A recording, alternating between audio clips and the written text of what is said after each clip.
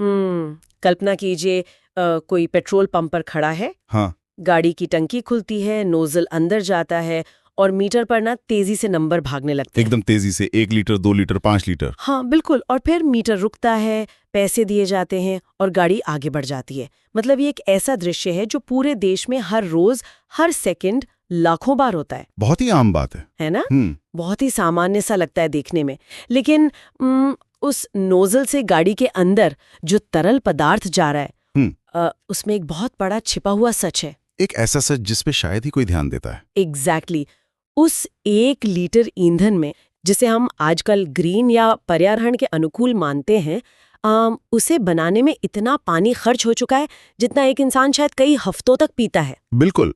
और देखो, जब हम इस पानी की मात्रा को असल आंकड़ों में देखते हैं ना, तो वो हजारों लीटर्स तक पहुंच जाती है। मतलब सिर्फ 1 लीटर फ्यूल के लिए इतना सारा साफ पानी, जो पीने या खेती के काम आ सकता था। सही बात है। और यही हमारी आज की इस चर्चा का, इस पूरे डीप डाइव का केंद्र है। भारत की नई ऊर्जा रणनीति, जिसे एथेनॉल ब्लेंडिंग कहते हैं, मतलब पेट्रोल में एथेनॉल मिलाना, जो कि सरकार का एक बहुत बड़ा प्रोजेक्ट है। हाँ, और ये बाहर से देखने में एक बहुत बड़ा और क्रांतिकारी कदम लगता है। ऐसा लगता है कि हम ग्रीन एनर्जी की तरफ जा रहे हैं, लेकिन इसके पीछे जो संभावित जल संकट छिपा है वो सच में चौंकाने वाला है। बहुत ज्यादा। तो चलिए इसे थोड़ा डिकोड करते हैं।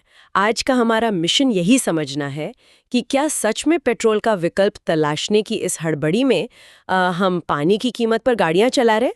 एक बहुत ही वैलिड सवाल है ये। है ना? तो ये समझने के लिए पहले थोड़ा पीछे चलते हैं। मतलब अचानक से इस एथेनॉल की इतनी बात क्यों होने लगी है? क्या चल रहा है ये? तो इसे समझने के लिए हमें एथेनॉल के बुनियादी स्वरूप को देखना होगा और साथ ही दुनिया के मौजूदा हालात को भी। देखो, एथेनॉल कोई ऐसी चीज तो है नहीं जो पेट्रोल या डीजल की तरह जमीन के नीचे से निकाली जाती हो। हाँ, वो खदानों से तो नहीं आता। बिल्कुल नहीं।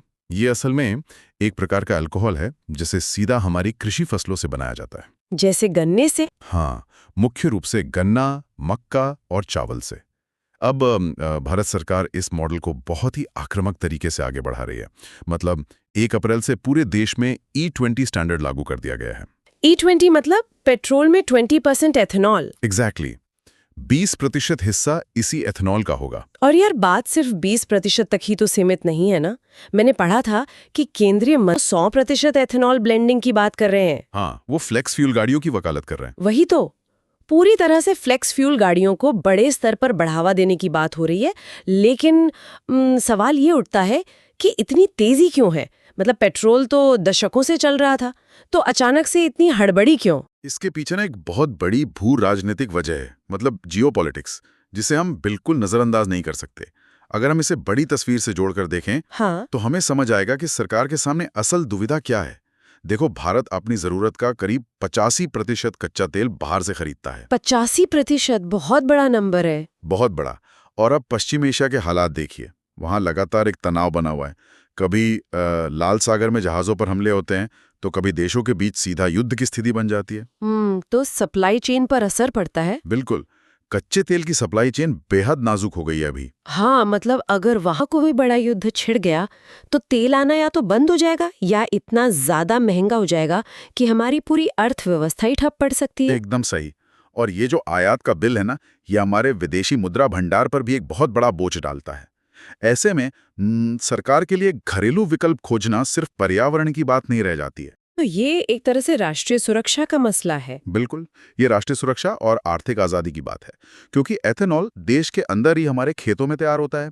इसलिए ये अंतर्राष्ट्रीय तनाव या तेल की कीमतों में आने वाले अचानक उछाल से भारत को एक सुरक्षा कवच देता है। ये बात तो पूरी तरह से समझ में आती है। मतलब ये तो कुछ ऐसा हुआ कि यार, घर का खर्च चलाने के लिए बाहर से महंगा और अनिश्चित सामान मंगाना बंद कर दो। हाँ, और खुद उगा लो। एग्जैक्टली और घर के पीछे वाले बगीचे में ही अपनी जरूरत की चीजें उगाई जाएं। ये सुनने में तो ऑब्वियसली बहुत ही स्मार्ट और आत्मनिर्भर कदम लगता है। बिल्कुल।